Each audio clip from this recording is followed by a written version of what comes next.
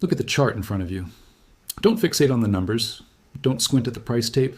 Just trace the line with your eyes. See that enormous vertical spike shooting above the candle?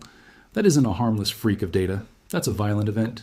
Think of it like a crime scene snapshot, an aberrant, lightning-fast excursion that leaves a mess behind. The paper market briefly teleported silver up to $83, 70 wonders. 1 minute we were near $79, and then, in the blink of an eye, the price rocketed higher and was yanked back down with equal ferocity. The wick that remains is the evidence of someone forcing the market to reveal itself. If you're new to markets, your first instinct is understandable. Seeing a candle like that makes you assume the rally has blown up. You watch the wick and imagine the entire advance evaporating. But if you've been around for the big episodes, the squeezes and shocks of past cycles, you'll recognize a familiar choreography.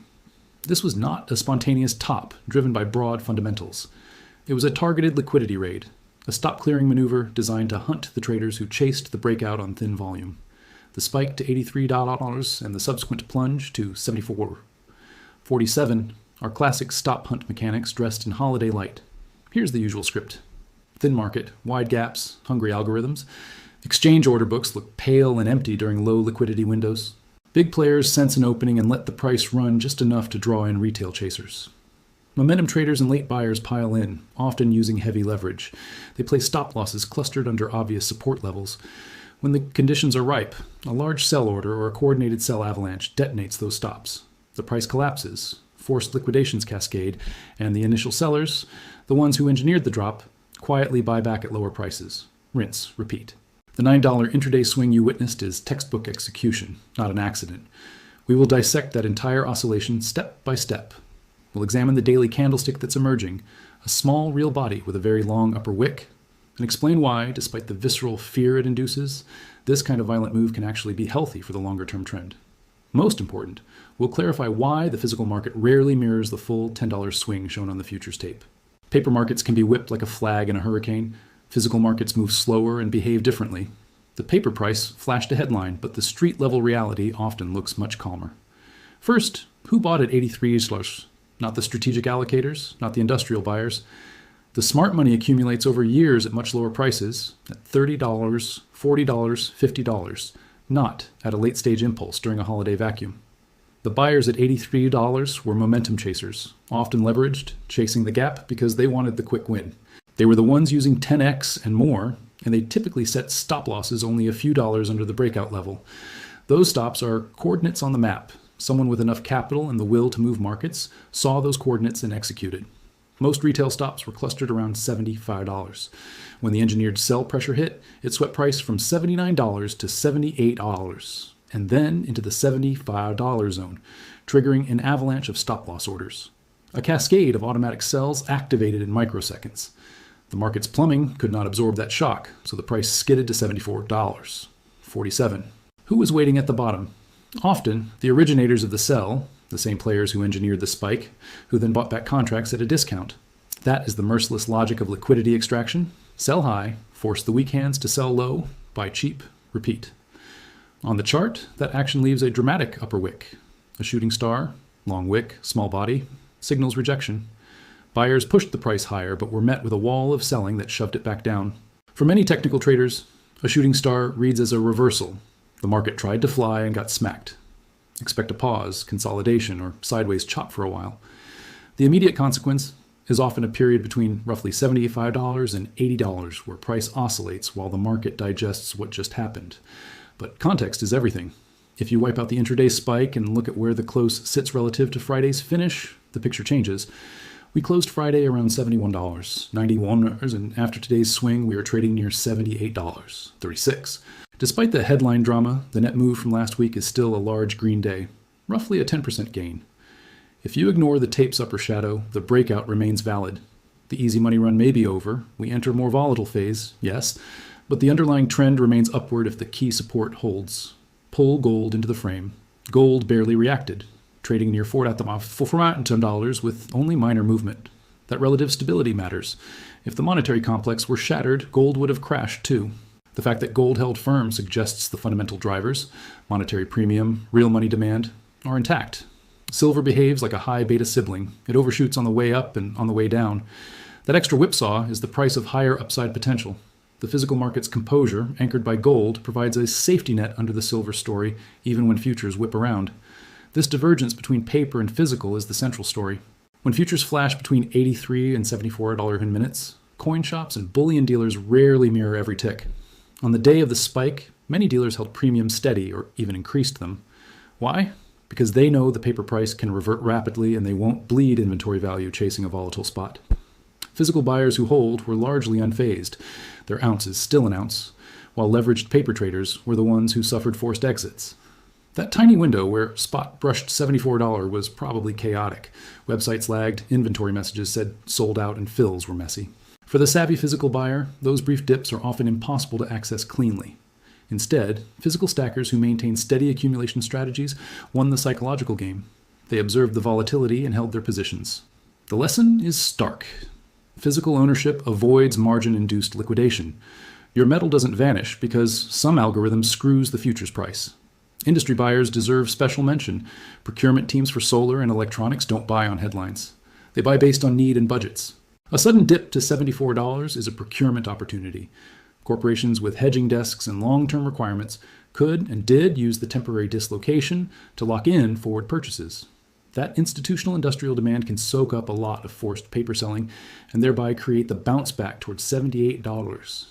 The absorption of forced liquidations into real-world demand is what gives the chart its high or low. Volume profile supports this reading. The push to the spike was accompanied by strong volume, eager momentum flows. The down leg, while also heavy, was panic-driven. Tactical selling like that tends to wash out quickly.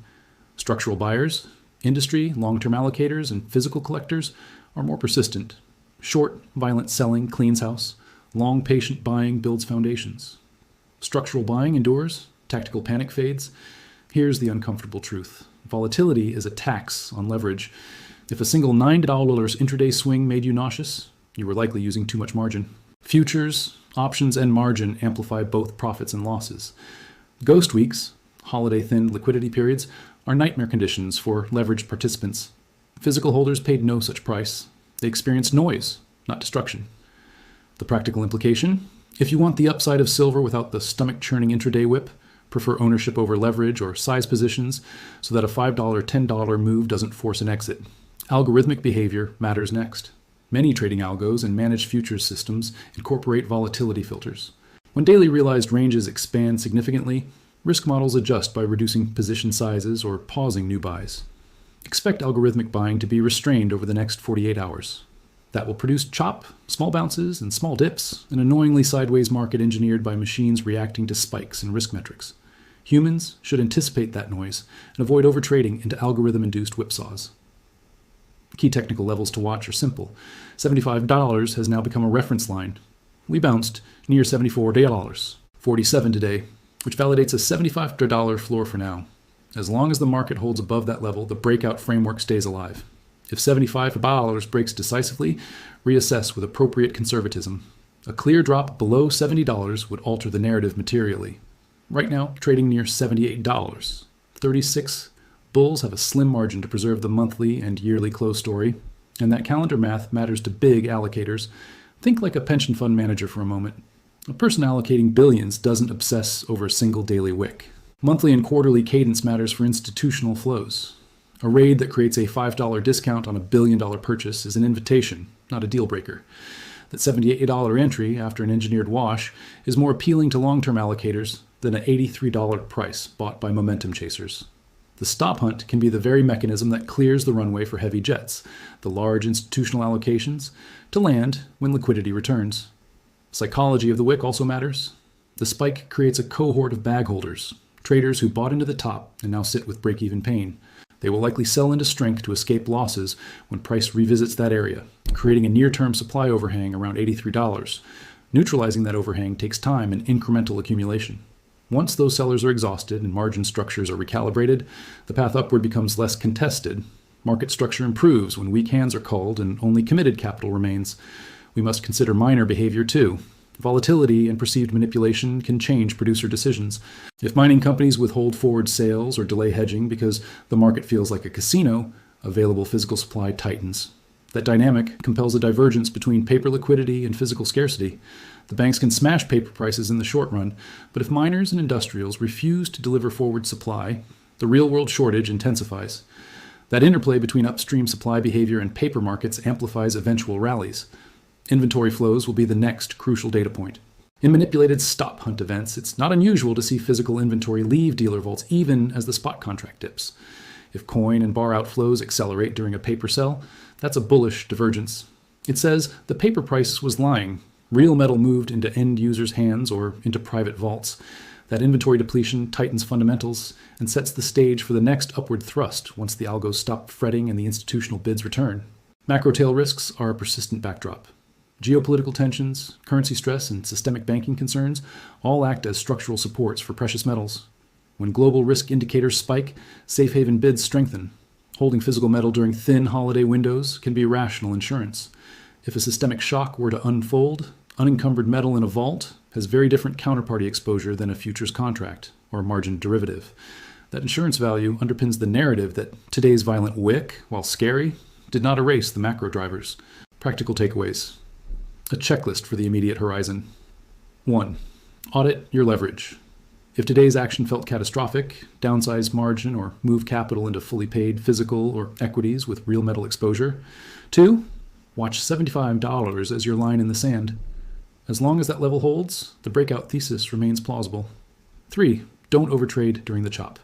Day trading in a holiday-thinned market is a high probability way to lose. Set alerts, not stops that can be hunted. Also, be mindful of the monthly close. Monthly bars command attention from long-term managers. If silver closes the month above that $75 pivot, it produces a powerful monthly print that could catalyze allocations in January. Year-end flows, rebalances, tax adjustments, and pension shifts often accelerate when the calendar flips. Use the remaining days to tidy exposures rather than to chase widened spreads. If you're a physical holder, breathe. Your ounces did not turn into dust. The tempting intraday dip was likely too fleeting to capture cleanly unless you were an active execution desk. For many retail buyers, a systematic accumulation plan, dollar cost averaging, yields better results than trying to chase tiny holiday dips that evaporate with the next server hiccup. For active traders, adapt for the chop. Reduce size, widen stop logic beyond clustered retail zones, and avoid setting stops that live inside predictable hunting ranges. Position sizing is your friend. If you must carry leveraged positions during these thin sessions, size so a $5 to $10 swing doesn't force liquidation. Volatility is the toll for participation. Pay it with structure and respect. Look forward to January with intention. The mechanical cleansing we witnessed, the extraction of leveraged longs and the reset of open interest, can actually raise the probability of a sustained upward leg once institutional appetite returns. Large allocators prefer entries that aren't manic extended. A pension fund buying at $78 after a wash is a more stable buyer than a momentum player chasing $83 in a low liquidity window. The raid today may have simply cleared the deck for heavier, more rational capital. In closing, today's candle was dramatic, yes, but dramatic does not mean terminal. Single-day violence does not erase multi-month or multi-year structure. It exposes vulnerabilities, forces a reset, and tests the conviction of holders. If you survive the drop without being forcibly liquidated, you are in a better position than those who were over-leveraged and got cleaned out. Treat any painful lessons as expensive education about position sizing and the risks of chasing gaps during thin markets. We are in the final 2 trading days of the year. The bulls must defend $75 to keep the breakout story alive. The bears must push below $70 to change the narrative. Watch inventory's volume in the monthly close. Expect chop, respect volatility, and think in months, not minutes. The paper tape will scream. The physical market will only whisper sometimes. Keep your head, tidy your exposures, and prepare for the institutional flows that could set the tone for the first quarter of next year. In short, today's violent wick was a market-clearing maneuver, not necessarily the death knell of the trend. It revealed the market's vulnerabilities, thin order books, leveraged speculators, and algorithmic reflexes, but it also revealed the underlying demand, buyers at lower levels, industry purchasing, and resilient dealer behavior. Use the next 48 hours to tidy your exposures, avoid emotional decisions, and position for a January where real capital could arrive. If you prefer certainty, favor ownership over leverage. If you prefer to trade, shrink size and widen your perspective. Markets will continue to surprise, but survival combined with sensible sizing is what lets you profit from those surprises. Breathe, prepare, and let the chart do what charts always do. Reveal opportunity to those who wait and plan. Trade carefully. Stay positioned.